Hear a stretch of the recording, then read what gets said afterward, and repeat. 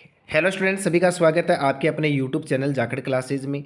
बच्चा पार्टी आज का अपना टॉपिक रहेगा मानव स्वास्थ्य और रोग, human health and disease.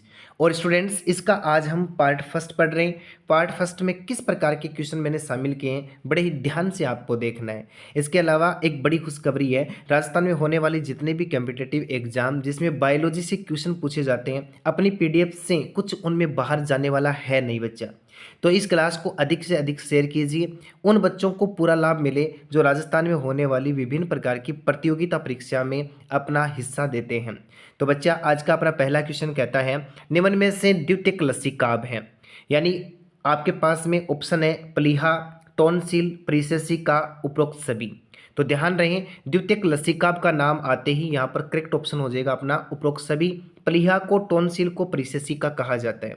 Student, यदि द्वितीयक लसीकाब की जगह अगला क्वेश्चन हमसे ये पूछता कि प्रथम लसीकाब कौन सा अंग होता है, तो आप उत्तर क्या लिखते वो आपको कमेंट बॉक्स में ज़रूर बताना है।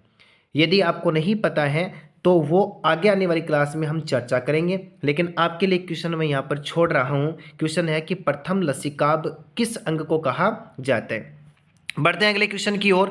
तंबाकू में पाया जाने वाला रासायनिक पदार्थ होता है निकोटिन, कोकिन, क्रेक या फिर बोर्बिट्यूरेट होता है। चार ऑप्शन आपके सामने स्क्रीन पर दिख रहे हैं। करेक्ट आंसर के पास में फटाक फटाक से पहुंच जाए, क्योंकि अब जो तैयारी है आपकी बड़ी ही जोर और शोर से चल रही है।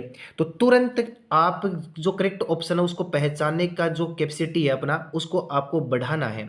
तो देखो, मैं बताता हूँ कि तंबाकू में पाया जाने वाला रासायनिक पदार्थ क्या होता है, निकोटीन होता है। आगे वाला क्वेश्चन कहता है कैंसर उत्पन्न करने वाले विषाणु कहलाते हैं। पहला ऑप्शन कहता है प्रोटो ओन्कोजेनिक, दूसरा कहता है ओंकोजेनिक वायरस, तीसरा कहता है मेटास्टेटिस वायरस, और द ऑप्शन कहता है ये सभी। तो कैंसर उत्पन्न करने वाले विषाणु को क्या कहा जाता है, ध्यान रखना, उसको कहा जाता है ओंकोजेनिक वायरस। क्या कहा जाता है, ओंकोजेनिक वायरस कहा जाता है। अगले क्वेश्चन के ऊपर चलते हैं। अगला क्वेश्चन कहता है मलेरिया रोगी में कंपकंपी का कारण क्या होता है। जब कोई व्यक्ति मलेरिया रोग से ग्रसित हो जाता है तो शरीर में एक विशेष प्रकार की क्रिया होती है, यानी पूरे शरीर में कंपकंपी होना शुरू हो जाता है, जिसका कारण माना जाता है हिमेटिन को, या फिर मीरोजोइट अवस्था को, या फिर हिमोजोइन अवस्था को। द ऑप्शन अपना कहता है कि ये सभी, यानी तीनों ऑप्शन यहाँ पर करेक्ट हैं। तो स्टूडेंट, मलेरिया रोगी में कंपकंपी होने का कारण माना जाता है हिमोजोइन अवस्था को। इस प्रकार से अपना स ऑप्शन क्या हो जाएगा, करेक्ट हो जाएगा। बढ़ते हैं अगले धमाकेदार क्वेश्चन की ओर। और आज का अपना 5 नंबर क्वेश्चन कहना चाहता है अर्बुद को नष्ट करने में सहायक होता है वाई इंटरफेरॉन, अक्स इंटरफेरॉन, जेड इंटरफेरॉन या फिर बी इंटरफेरॉन।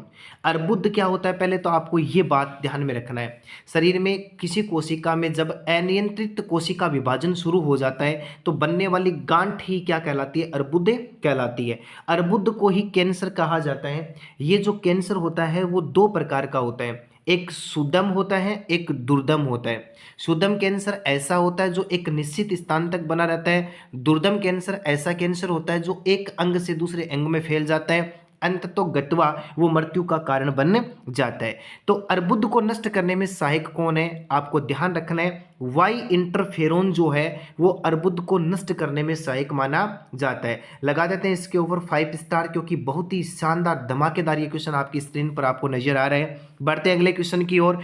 विषाणु संक्रमित कोशिका में निम्न में से किस प्रोटीन का स्राव होता है। देखो, विषाणु संक्रमित जो कोशिका होती है वो कौन सा प्रोटीन छोड़ती है, क्लोस्ट्रॉम को छोड़ती है, या फिर इंटरफेरॉन को छोड़ती है, फिर या फिर टाइकोफाइटोन को छोड़ती है। द ऑप्शन कहता है कि ये सभी।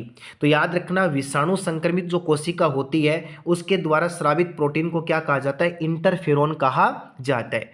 आज का अपना अगला और 7 नंबर क्वेश्चन कहना चाहता है टाइफाइड का रोगजनक क्या है। टाइफाइड का रोगजनक होता है क्लोस्ट्रीडियम, या फिर साल्मोनेला टाइफी, या फिर बेसिलस, और द ऑप्शन कहता है कि तीनों सही हैं। तो याद रखना है, टाइफाइड का रोगजनक होता है साल्मोनेला टाइफी। बहुत शानदार क्वेश्चन है और आपको हिंट मिल जाएगी टाइफाइड, और यहाँ पर क्या लिखा हुआ है, टाइफी। तो आप पहुंच जाएंगे इस हिंट के माध्यम से कि साल्मोनेला टाइफी जो होता है वो टाइफाइड का रोगजनक होता है। अगला क्वेश्चन कहता है विडाल टेस्ट या परीक्षण किया जाता है। विडाल टेस्ट कब किया जाता है, टीबी के लिए किया जाता है, या फिर काली खांसी के लिए किया जाता है, या फिर टाइफाइड के लिए किया जाता है, या फिर एड्स के लिए किया जाता है। विडाल टेस्ट कब किया जाता है? तो ध्यान रखना स्टूडेंट, टाइफाइड के लिए कौन सा टेस्ट किया जाता है? विडाल टेस्ट किया जाता है। बहुत ही शानदार क्वेश्चन है। यहाँ तक कि बोर्ड एग्जाम के अलावा कंपटीशन एग्जाम में कई बार ये प्रश्न पूछा गया है। अगले क्वेश्चन पर हम चर्चा करते हैं, मलेरिया के लिए निम्न में से उत्तरदायी है।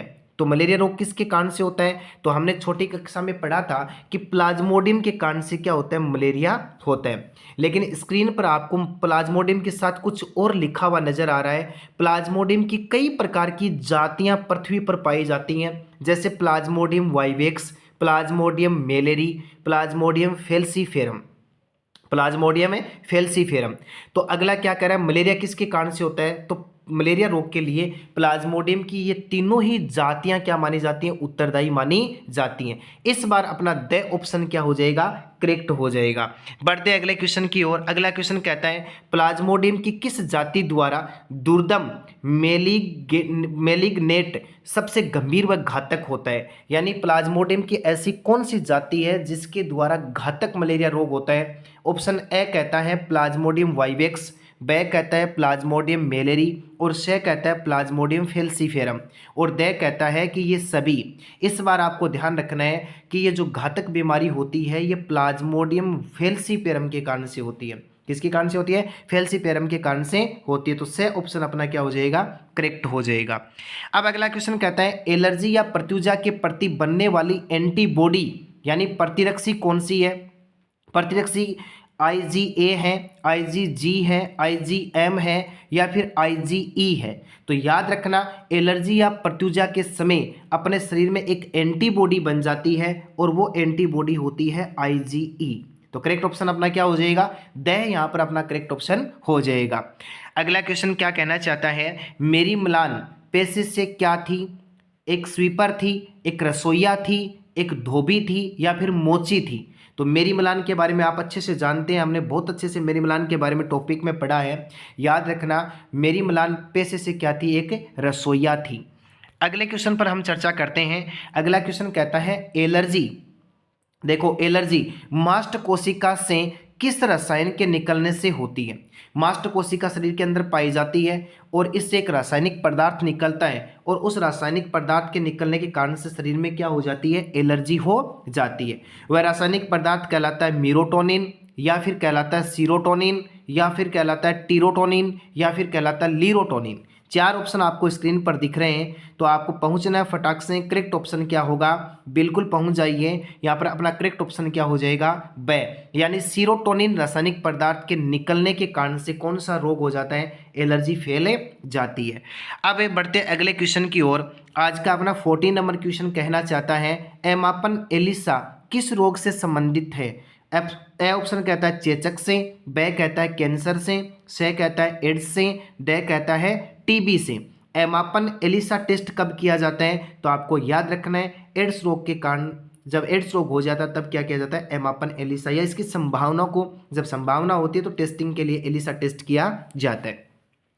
अब बढ़ते हैं अगले क्वेश्चन की ओर। आज का अपना 15 नंबर क्वेश्चन कहना चाहता है, मलेरिया की रोकथाम के लिए मच्छर के लार्वा का भक्षण करने वाली मछली कौन सी है? बहुत शानदार क्वेश्चन है, इसके ऊपर भी लगा ही देते हैं 5 स्टार, क्योंकि बोर्ड के एग्जाम में डेफिनेटली इस बार ये क्वेश्चन पूछा जाएगा। मलेरिया की रोकथाम के लिए मच्छर के लार्वा का भक्षण करने वाली मछली कौन सी होती है?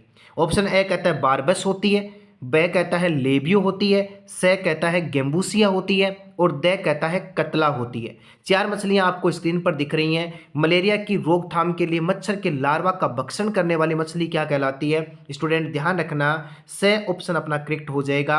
वह मछली गेम्बूसिया होती है। जल में लाकर के गेम्बूसिया मछली को छोड़ा जाता है और ये लार्वा को नष्ट कर देती है, तो आसपास में मलेरिया रोग होने की संभावना शून्य हो जाती है। तो वो मछली कौन सी हो गई? गेम्बूसिया। इस प्रकार से हमने इस चैप्टर का जो पहला पार्ट था उसमें 15 क्वेश्चन शामिल किए थे। आगे आने वाली क्लास में इसका पार्ट सेकंड आएगा, जिसमें और शानदार कंटेंट आपके सामने रखा जाएगा। तो क्लास को अधिक से अधिक शेयर कीजिए, क्लास को पूरा देखना है और अपनी नोटबुक में सारे क्वेश्चनों को लिखना है ताकि आप बार बार रिवाइज कर सकें, या फिर आपको एक काम करना है, वीडियो को बार बार देखना है ताकि बार बार देखने से अच्छी तरीके से आपके जो डाटा हैं वो क्लियर हो जाएंगे और किसी भी प्रकार का कोई नंबर कटने की संभावना नहीं रहेगी। मिलते हैं अगली क्लास के अंदर, तब तक धन्यवाद।